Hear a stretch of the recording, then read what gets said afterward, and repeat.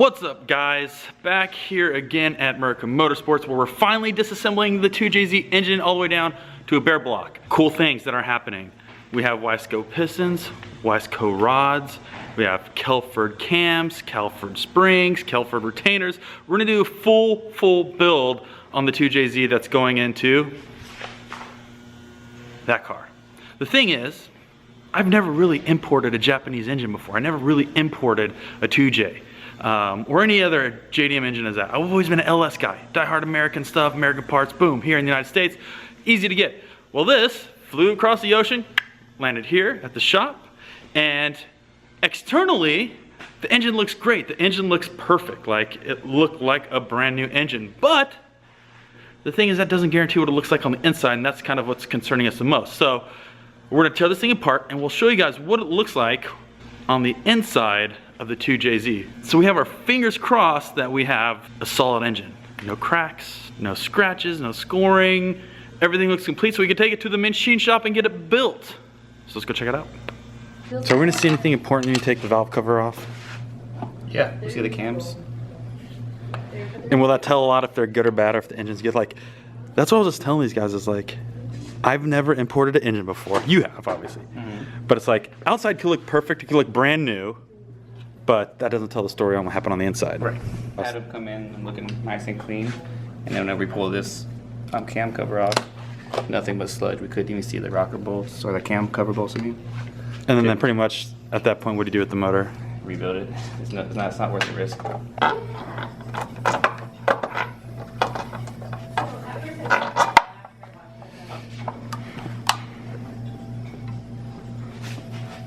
What do you think? Everything looks like it has some miles or no oil changes on it. And what's the indicator? Just how stained they are. If someone keeps up on their maintenance, they won't be as stained as this. You would see, I mean, it would obviously be a slight brown, but it wouldn't be this dark if they kept the oil change like they should. But we've seen that from guys that don't change their fluids enough, or just a lot of miles on them. So what'd you notice? Just kind of dirty down here. Obviously probably had some cam seals leaking or something. Alright, so when you're buying a 2J, Keith, what's the first thing you do? Just overall inspection, look if anything's broken. If you're gonna go to someone's house or an importer and pick one out, they'll usually have like 30 sitting there. But also, another thing is just to pull the oil fill cap off and look to see if you see anything like this. Because if they're trying to tell you that it's got 40,000 miles and is a good taken care of engine, then you see how dirty that is. That's not gonna be true. Not that it's gonna hurt it, but it's just not gonna be true. Because when we bought this, we bought the sight unseen. Shipped it in. We just had a good referral from a good friend and well-known importer that we've been using for a lot of the engine. So far we haven't seen anything too terribly bad. Maybe the grandma forgot to change her oil in it. Other than that.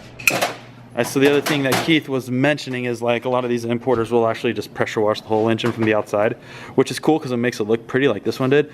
But what you would do if you have the ability to look at the actual engine in person is look at the crevices, look behind the timing cover, try to look in areas where you think the pressure didn't wash. Anywhere there would be something behind something, like look inside there. Like, obviously you can't get inside the cam cover, but whenever you look behind the mounts, look behind anything that's bolted on, because there's gonna be areas the pressure washer just won't reach. The cam seals? Pretty common for them to leak, and you'll see them leaking either behind or a lot of times in here. So if you can, get that flashlight or get your phone out and look in between all the crevices, because that's gonna be an indicator if there's any type of previous engine leak on the engine. Not saying that is a big deal, but that could be an indicator to how well taken care of that engine was. Always keep these in order. It's very important to keep these in order. If you lose these, just might as well throw away your head. Really, huh? Yeah. They're out of order? Because if you lose them, because they're cut for the head. They're sized for the head. The journals are perfectly round for Gotcha. The head.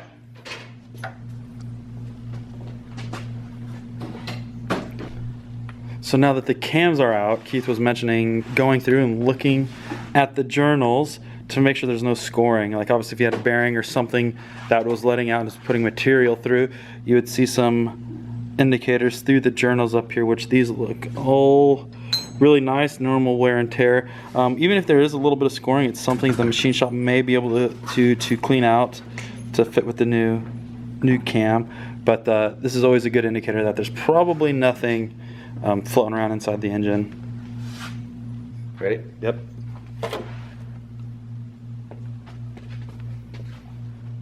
That's some sludge, boy.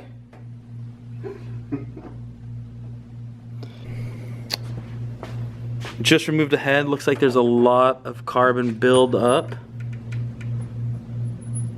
which looks like it was running super rich. You can see all the just carbon. Now, what's typically the indicator of carbon? Just age, bad fuel. It's just kind of richness. So it's not really a bad indicator. It's just It shows it has some age on it. This shows very rich as well. This everything's covered, but all in all, the cylinder walls look really good. see here. Pretty rich.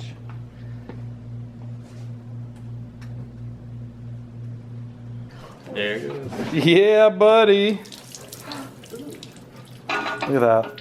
That's nice right there. That's some good stuff. Stuff will be used later. Supposed to come empty. So when we imported the engine, they said that they drained the oil. Obviously, that's not the case. Yeah.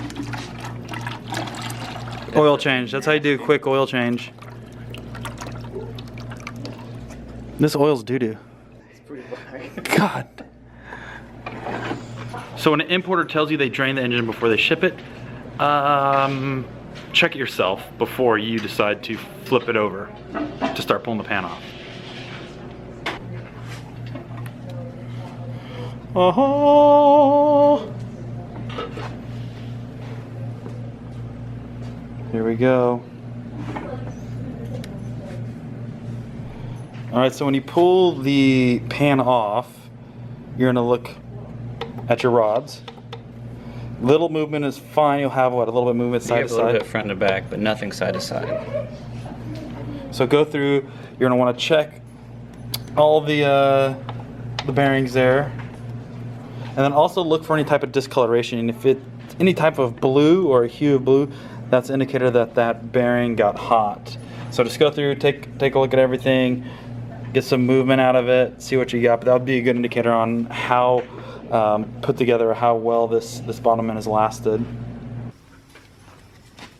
Take these out, but not all the way. To separate them, just give them a little whack.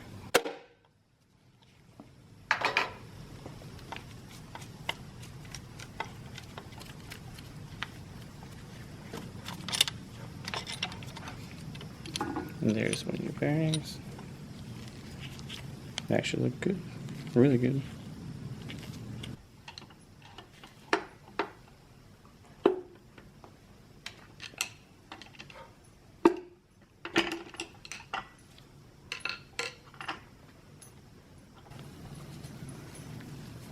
I'm looking for any kind of cracks in these areas between the rings, coated ring lands. I mean, other than it just being filthy, there's nothing crazy. No scoring on the piston. All in all, good shape. Sweet. All right, so the pistons and rods are out. We're gonna keep the crank in the block just because we're gonna have to transport and we don't want the crank bouncing around. So we're gonna transport the block with the crank in it when we had the machine shop. But overall, the crank looks solid. No scoring, no blue marks. It's in great condition, so that's a good thing. We're actually gonna see if we may even reuse this one here. On the second engine we build, we may go to like that K1 crank. Also, the bearings look good. Everything is coming out the way we expected, other than the excessive composite built up on the top of the pistons and the valves, which is gonna be all replaced anyways.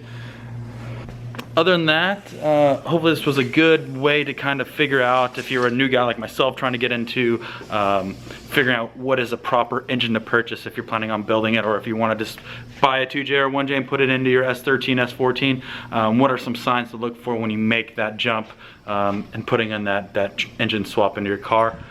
super stoked on it. Next video, hopefully we'll be at the machine shop getting everything put together, and then hopefully within the next week or two we'll have this thing back looking fresh. So with that being said, guys, thank you for tuning in. Thank you for seeing it. Got a little oil on my finger. Yeah, we're gonna start cleaning up and getting out of here, but see you guys later.